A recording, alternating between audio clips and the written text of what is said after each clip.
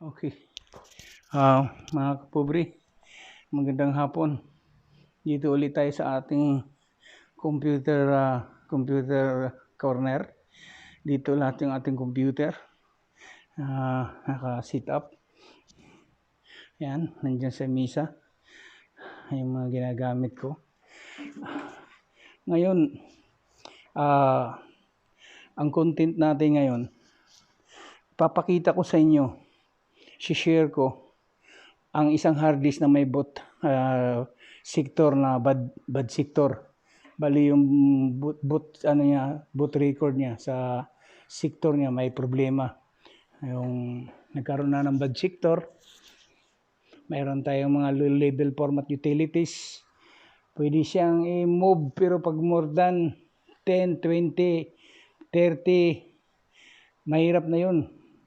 Kasi maghahang yun, matagal gagalaw. Pero may gagawin tayong paraan. Instead na bibili ka, hindi ka kailangan bumili. Okay? Ito tayo. Ito yung kapobre nyo. Bali, ang ipakita ko sa inyo, pinakapamasko ko sa inyo, share lang din naman tayo ng kaalaman. Bihira po ang nagpapakita ng ganito sa ano natin. Ito malaking tulong to sa mga gustong magiging specialist, mga magiging eksperto sa computer. Hindi naman kasi lahat din ganun kalawak din yung mga ginagalawan nila. Sa atin, papakita natin, ito, mayroon tayong hard disk na isa, available. May bad sector to. May tama to siya sa sa boot record niya sa ngayon marami. Ngayon, kung sa in reality yan, tumatakbo yan, ang ibang bad sector ang iyong bad din nasa gitna o kaya na bandang sa huli. Yung gawa ng cylinder head, yung needle niya. Sa katagalan, yung halimbawa, lagi nagba-brown out, hindi kagad nakapark yung cylinder niya. Parang plaka kasi yung hard disk, mga kapobre. Sa ibang araw, kung magbubukas ako para makita nyo. Parang plaka to siya. May needle siya, mayroon siyang karayom. Parang ganyan, laser. Yun ang baling nagbabasa sa data. Yung parang disk, yung nabibili mong disk na, yung disk, yung 1.44, mga ganun. Bali, pag hindi siya nakapark ng maayos, sa tagal niya, siyempre nagkakaroon ng, minsan hindi inaabot niya doon sa dulo yung, yung park niya. So, nagkakaroon ng gas-gas. Ganun din sa katagalan, ganyan. Pero gagawa natin ng paraan. Ang isang sirang hard disk, kaya natin lalo na ngayon, pandemic, kaya pa nating obrahin, papaganahin natin. Gagawa natin ng paraan, mga solution. Kasi kailangan sa YouTube channel ng Pobreng Buhay, papakita natin na hindi tayo mahilig sa bili. Kasi wala tayong pambili, pobre nga Pobreng Buhay. Ngayon, didiskartehan natin siya. Sa halip na itapon mo na lang, di na to pwede, bili ka ng hard disk. Yung ibibili mo sa hard disk, bili mo na lang ng pagkain, bigas. Kasi lalo na ngayon pandemic. Okay, mga kapobre, pamasko ko sa inyo to. Papakita ko sa inyo mula sa pag-ayos, pag-partition natin, pag-format, galing sa CMOS, pakita ko sa inyo. Kaya sundan nyo ito. Malaking bagay ito sa mga gusto nyong dyan ang hilig nyo pagdating sa yun ang buhay nyo nasa IT. So, itong pagkakataon. Tsaka sa mga bagong users na nagde-develop pa sa kanilang skill, malaking bagay ito. Kaya isa lang iniling ko, suportahan nyo yung YouTube channel natin, Pobreng Buhay. Click the subscribe button down and click the notification bell para updated ka sa lahat ng video. Okay po. Ngayon, ito siya. Ito yung defective. Ang hard disk, mga kapobre, kahit ilo level format natin, may mga high range ka, mga utilities, basta Basta as long na mas na-detect pa ng CMOS, kaya pa natin gawa ng paraan yan. Pero pag totally hindi na na-detect sa CMOS, yung hard disk, mahirapan ka na kasi hindi niya nakilala eh. Di ba? Hindi tulad yung kahit sira siya, still na nakikilala pa siya, na na-recognize pa siya sa ating OS, sa ating CMOS, sa computer, pwede natin siyang gamutin. Kumbaga sa tao, kung humihinga pa siya, kaya pa natin siyang gamutin. Pero kung patay na siya, wala na talaga siya, hindi natin ma-recognize kung anong pangalan niya, sino siya, di ba? Di mo matanong kung anong sakit niya, parang ganun. So ang ating computer man ngayon, dito natin pakita ng sirang hard disk na may mga bad sector. Sa imbis na bibili ka, pakita ko sa inyo anong paraan para magamit mo pa. Okay po, tayo bayanan nyo. Ito tayo. Ayan po yung ano natin. I-on ko lang yung computer. Yan. Sana yung on. Ma-on tayo sa computer. Yan. Yan. Tapos pupunta tayo ng CMOS mga kapobre. Either depende sa CMOS ng computer mo. Kung F2, F10 or F12. Ito Dell to F2. F2 or F10. Ang alam ko sa HP, F10. Ito Dell kasi to. Hop. Lagpasin natin. Dali lang mga kapobre ha.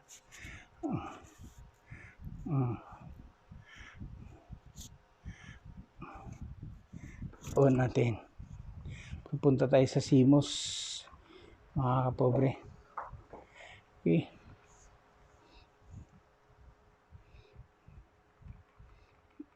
Bali, humiram lang tayo ng cable sa ano mga kapobre. Ano, hiniram natin yung cable ng SATA. Kinabit natin sa defective natin hard disk. Okay? Ayan siya. So ito yung makikita mo sa computer. Kahit anong computer, may CMOS setup. Ayan. Ayan. Mayroon ditong system information. Pag i-enter mo yan sa keyboard, yan makikita mo anong specification. Ayan, nakalagay Bostro. Tapos, tinan mo, Core i7 yan. 2.9 GHz, 870. Minsan yung iba magtatanong sa iyo kung anong series ng ano mo, i7 mo. Yung iba kasi yung masyadong sophisticated sa mga series. As long as your processor is i7, matulin yan. Ayan. Ito, pag nakita mo 870, 8 series yan. It's 870 series. So, ayan, nakikita mo yung may, ano niya, mayroon siyang processor cache memory, 124, tsaka 8. Nandyan yung may, ano niya, cache memory, malaki. So, nakita mo memory niya, 5 GB. Ayan. Malaki. Ang memory type niya is DDR3. Okay? Wala kang mabago dyan. Kasi system information yan eh. So, skip mo yan dyan. Punta ka sa standard CMOS features. Yan. Dito makikita mo yung date. Kung halimbawa wala sa tamang pizza, babaguhin mo yan. Pero sa ngayon na tama naman yan, alas 2:14:03, that is 2 o'clock 2:03. Saturday, October 23, 2021. So, ayan. Ang satawan mo hard disk, yan, nadidetect siya. Bali, i-click natin dyan sa hard disk. Ayan, nakikita natin 250 GB. Okay? Mga kapobre, ang 250, 200, 130, 100, pwede mo pang gamitin yan para mag-run ang Windows 10 mo. Bali, kung yung mga matataas mo na mga files mo, sisave mo na lang sa external. At least, nagagamit mo. Pero ito, 250, okay pa yan. Okay, skip natin. Ngayon, walang naka-install sa SATA 2 sa drive niya. May isa kang DVD-ROM. Yan. Tapos ito mga kapobre, yung SATA mode. Kadalasan sa iba dyan, nagagalaw yan. Yan o.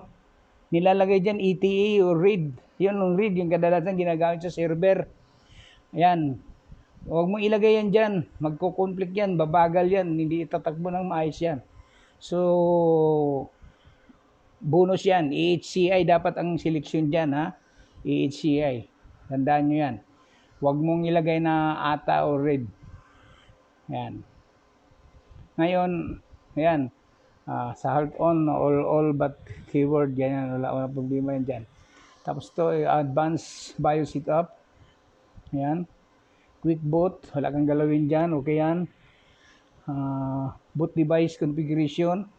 Yan, nakauna yung hard disk. Tapos sunod CD-ROM.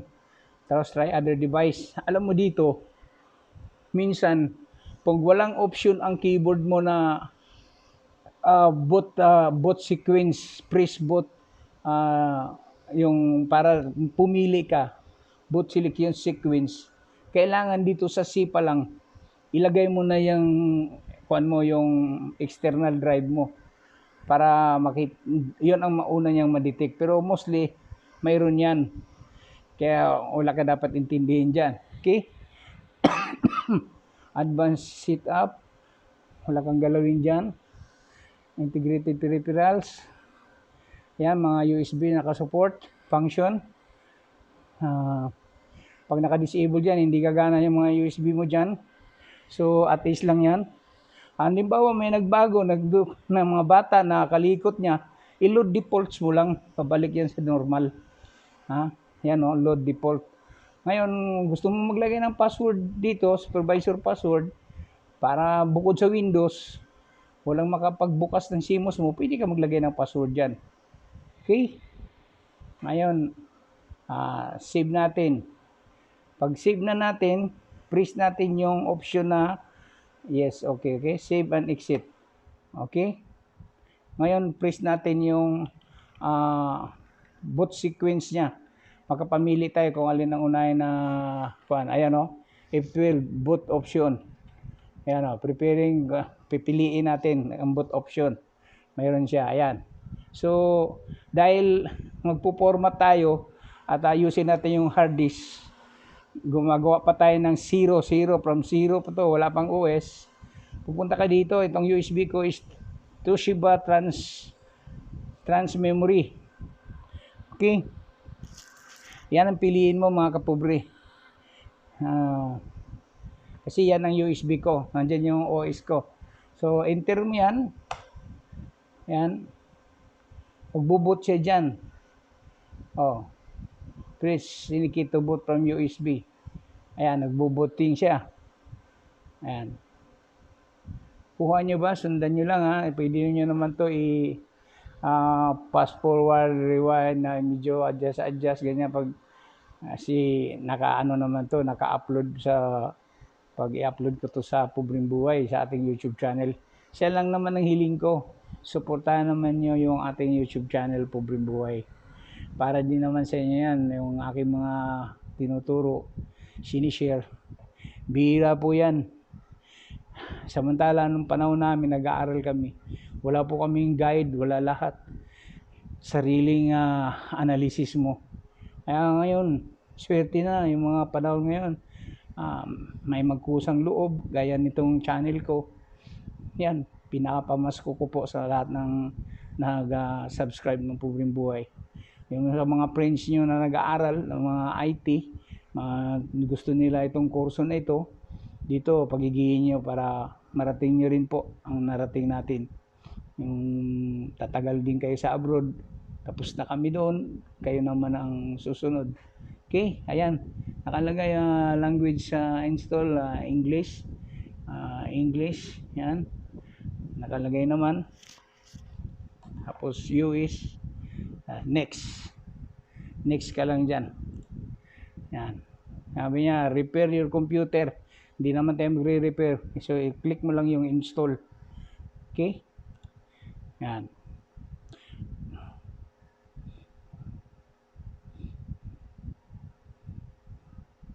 Binabasa niya yung si pinipilian niya, nagre-reading siya kasi nagne-next tayo.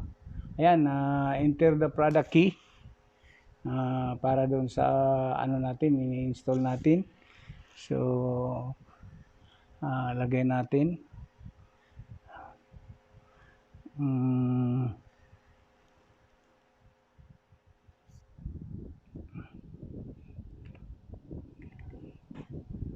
Medyo ano lang mga kaibigan, yung mga kapobre, yung pagpo-format, medyo may kunting katagalan konti kasi from zero yan lalagyan mo yung computer mo ng, di ba?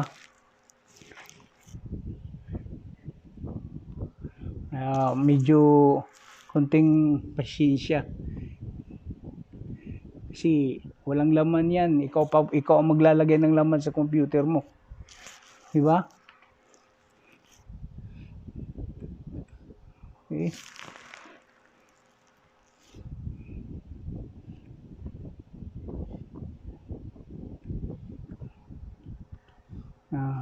Yan, nakita nyo yung computer natin na ini-install natin.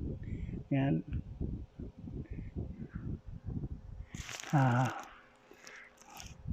Para malalaman nyo yung mga diskarte. Kasi sa trabaho, minsan sinusubukan ka ng big boss mo.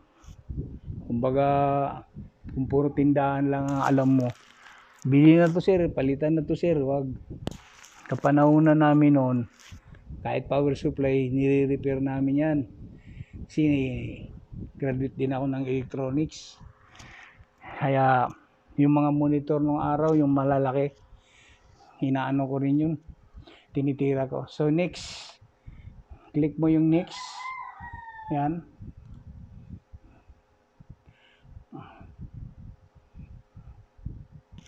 Op. Dali lang.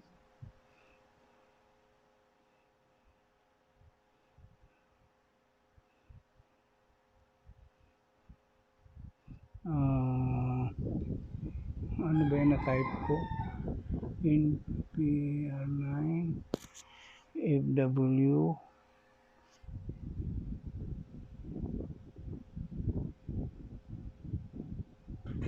dito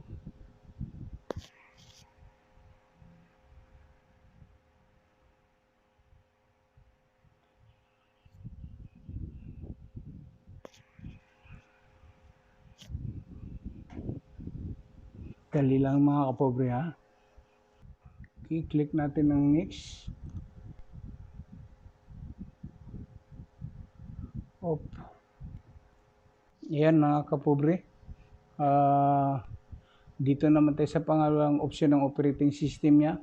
Tinatanong niya kung nakalagay dito Windows 10 Enterprise, Windows 10 Enterprise 64-bit or 86. Ang pinili ko ay 64. Piliin natin ng 64. Bakit? Kasi 5 GB yung memory niya. Okay naman ang Windows 10 Professional, pero pinili ko yung Enterprise. Kasi kung halimbawang mag-wide ka sa network mo, gagamitin mo, magkaroon kayo ng konting networking, madali mong mai-guide ang computer mo kasi naka-prepared siya, naka-enterprise. Okay? Kaysa stand-alone siya, Windows 10 Professional, mas maganda na doon ka na sa kumpleto na siya. Okay? Windows 10 Enterprise. Then next natin. Yan. Tapos accept. Click mo yung accept. Yan. Next. Yan. Sabi, mayroon dito ang option dito, which type of installation do you want? Upgrade installation Windows and keep file settings and application. Ito sa baba, custom install Windows only advanced. Ang piliin mo, wag mong piliin to, upgrade. Kadalasan yung iba nga galing sa Windows 8, Windows 7, nag-upgrade sila. Babagal yung computer mo. Kasi marami siyang babasahin, tinitingnan niya pa yung luma mong Windows. Kaya fresh installation ka, dito ka sa custom. Okay? Piliin natin to. Yan. So ngayon, ayan ang ano mo. Yan ang ito ngayon ang laman. Ito yung hard disk mo. Yan ang hard disk. Basta nag-create ka ng ano na ngayon, i-delete muna natin yan ha. Ayan, nakita mo yan. Automatic yan. Pag sinisit up mo yan, magkaroon ng system reserve yan. Ayan o. System reserve. Mga kapobre, yung iba hindi nila naintindihan yung ibig sabihin ng system reserve. Kuhan lang yan. Ano kaya yan? Ako sasabihin ko sa inyo ano yan, totoo yan, sikreto. Ayan yung system reserve mga kapobre, yan yung image. Kahit nang i-reformat mo yung computer mo, i-delete mo yan, hindi mawawala yung ginalaw mo, nandyan, marirecover yun. Yun ang trabaho niya, yung image niya, nandyan, nagit nyo, ganun yun. Ayan, binigay ko na rin sa inyo para alam nyo, naintindihan nyo. Hindi lang yung, system reserve lang, ano kaya yan? May gamit yan.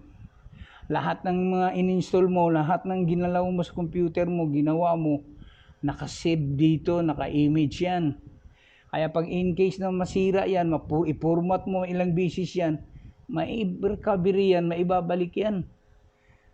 Kaya hindi, yung iba, mag-iingat, yung mga mahilig sa mga, halimbawa may mga ano ka, tapos dinidelete mo lang, hindi mo alam na kahit na i-format mo yung hard disk, may balik yan, file recovery. Okay?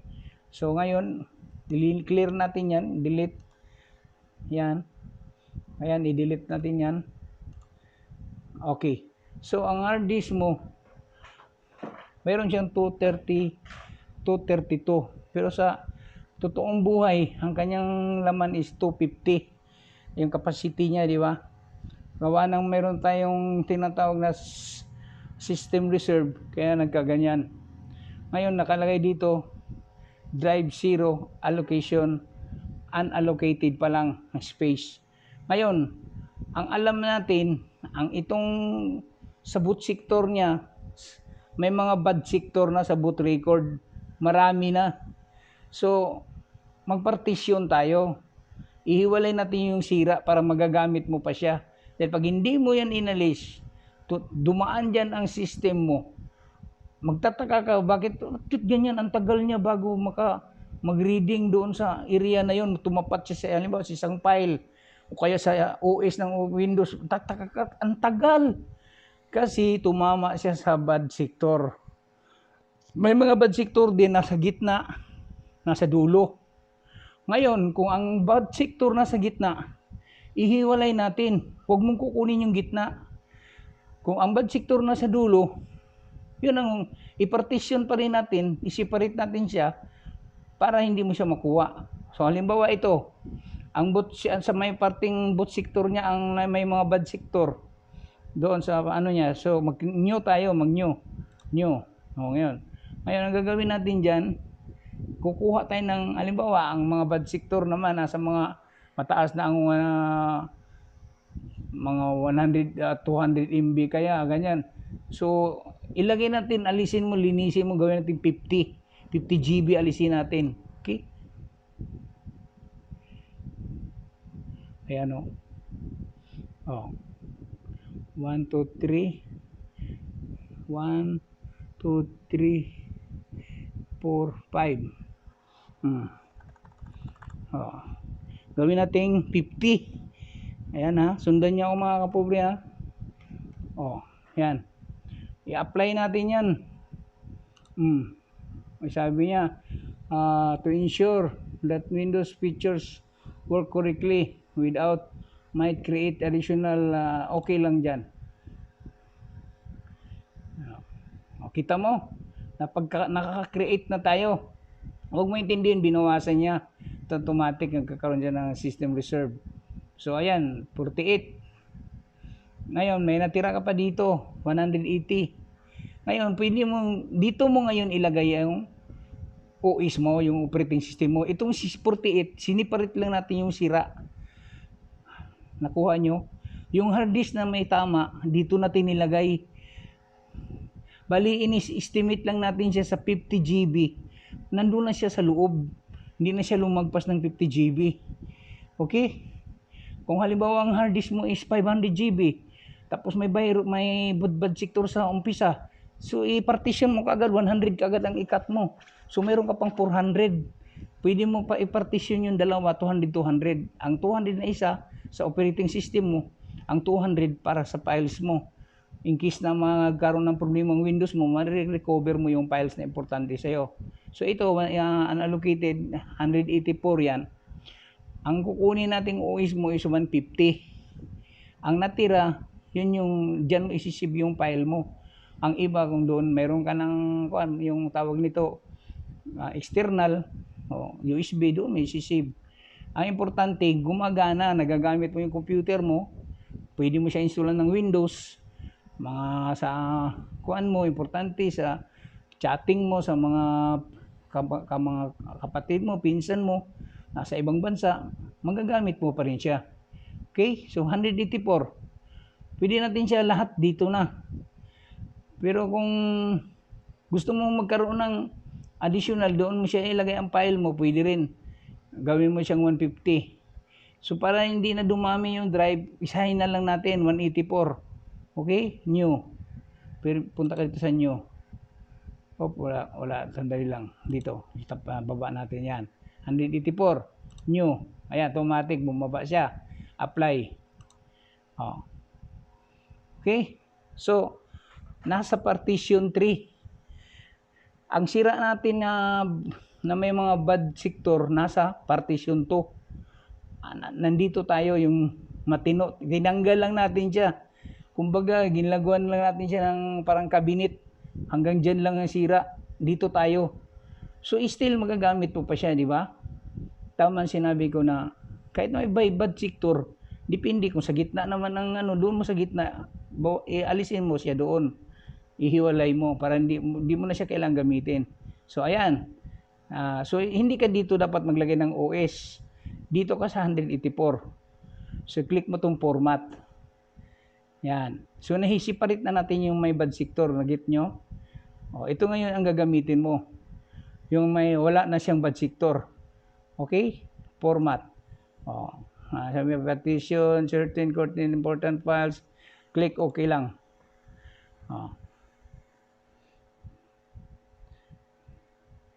Okay? So, na-click na natin. Next mo. Ayan. Nire-reading niya na. Ayan. Ayan. Getting ready. So, ang installation, nagsisimula na tayo.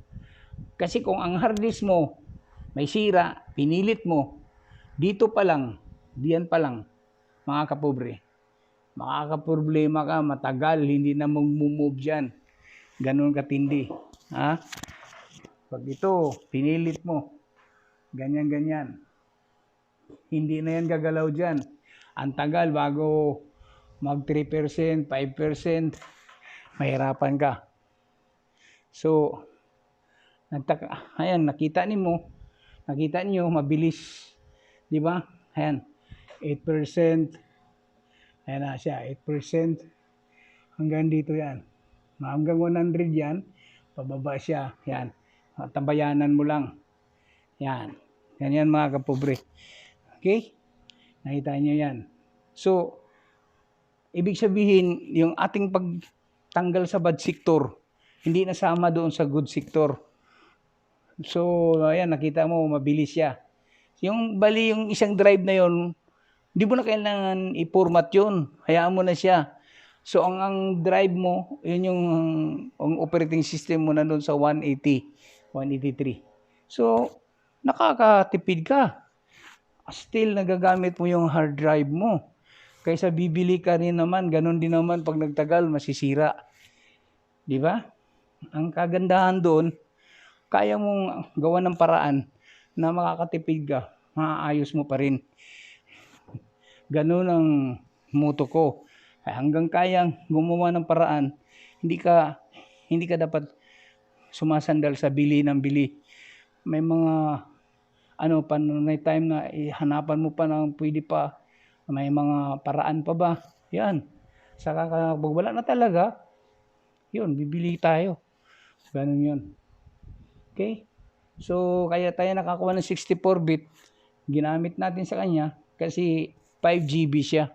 Ang minimum requirements kasi sa OS sa 64-bit is 4 GB. Pagbaba sa less than 4 GB, gamit mo 6 ano na lang, 32 bit na lang. Marami ano naman 'yun, yung mas mabilis kasi ang ano sa 64-bit. Pero nagra-run din naman yung 32. Ganun 'yun. Okay. Ayan mga kapobre. Ayan, 42% na.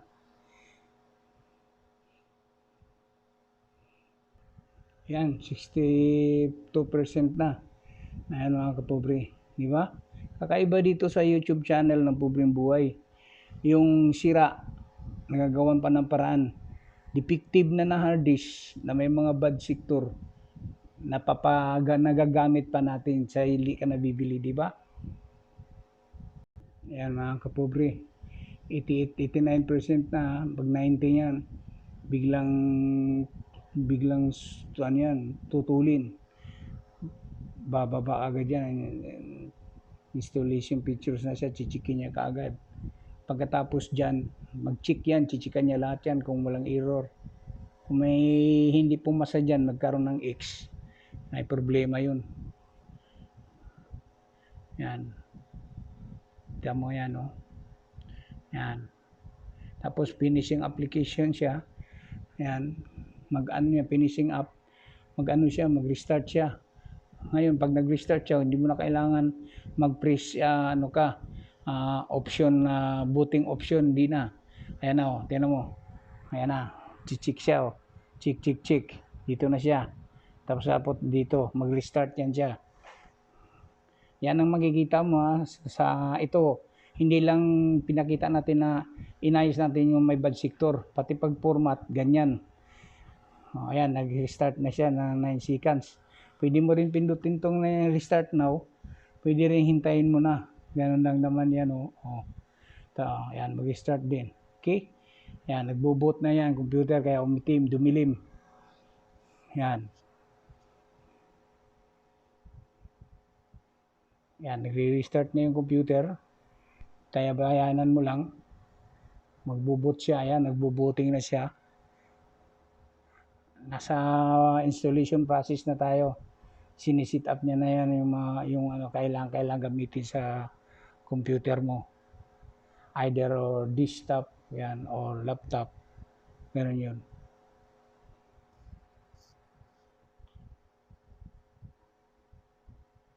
Nagre-reading siya mga kapobre. Kunting patient lang kasi ganyan talaga mag-install. Yan, tinicheck niya na yung mga devices mo. Nasa 44% na. Yun, nag-restart siya uli. Tinicheck niya uli again ang operating system mo. Yan, nagre-reading na naman. Okay, ayan. Get going fast. Hingi siya, use express setting. Click mo lang to. Use express settings. Yan, just a moment. I-reading niya uli. Ayan, hanggang sa lumabas na yan kasi tatanungin niya kung sinong gagamit sa computer na to. So, isusulat mo yung computer name. So, sa ngayon, ilagay natin Pobreng Buhay. Ayan. Pobreng Buhay. Okay, hindi muna ako maglalagay ng password kasi chine-check, tinetest lang naman natin itong bad sector na may tamang hard disk pero ginawa natin ng paraan na magamit pa rin tapos ni-reformat natin. So, click mo yung next sa baba to. Click mo lang yan. O, yan. Yan, sinisit up na niya yan just a moment. Yan, sabi niya, hi. Yan. We're setting things up for you. Yan, basta mag-format ka, yan ang mga nababasa mo. Kaya, at least, kung sino yung hindi pa na mga first timer, paano i-format yan, makikita mo yan, mga message na yan. This won't take long. Yan, setting up your application. Okay? So, ayan. tapos na mag-format. Makita nyo, malinis na malinis. Recycle bin lang ang nakalagay sa desktop, sa ano niya. Ayan, nakumpleto ng Windows mo. May time, date time. Ayan. Ayan, nandyan yung ano, Cortana. Okay? So, ang next mong gawin, yung gaya ng mga sa Windows 7, yung ibang computer, may computer, network, yung mga shortcut dito sa screen, ilalagay natin. Dito mo yun hanapin, mga kapobre. Yan. Yan. Sundan nyo lang yung ginagawa ko para hindi kayo mawawala. Ayan. Kita mo yan? Show hide common desktop display. Okay. Click natin yan. Ayan. Click ko to. Nasa baba na. Yan. I-click mo yan para nandun yan sa loob ng desktop. Yan. Yung mga recycle bin, control panel, network, user file, apply. Ayan. Ayan. Meron ka na dito sa screen. Tapos yung computer name mo, kasi ginawa natin pobreng buhay, ayan na. Okay? Ngayon, pag gusto mo malaman kung ano yung mga kulang na drivers, right-click mo yung this PC, Properties, Device Manager. Ayan, nakikita mo, iCore 7, tapos 5GB, tapos 64-bit. Ayan, sama yung installation natin. Tapos, kung gusto mo makita kung ano pa yung kulang, gaya nito, dali lang to, not activated. Napakadali lang nito. Yung mga interesado, pwede nyo akong, pag mag-subscribe kayo, papasa ko sa inyo yung license key. Okay? Kaysa maggagastos ka, magbabayad ka. Wala kayong babayaran. Basta nandito kayo sa ating YouTube channel na Pobreng Buhay. So, click mo yung Device Manager.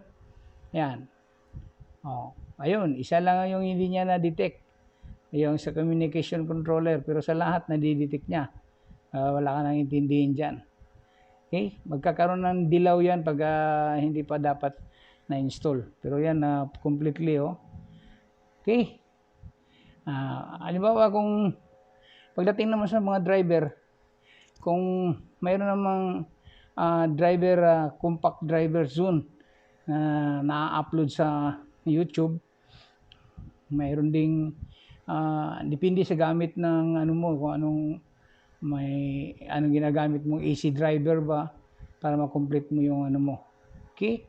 So ayan, naka Windows 10 Enterprise ka na, malinis. Ayan, kung tinignan mo this PC, ayan, nakita mo yung kuan na yan, ayan, 172. Yan yung OS natin. Ito yung may sira, mga kapobre, ha. Huwag mo na to siyang i-format. Hayaan mo na yan siya. Ikaw lang nakakaalam na ang bad sector nito, kung tutuusin, ito yung drive C.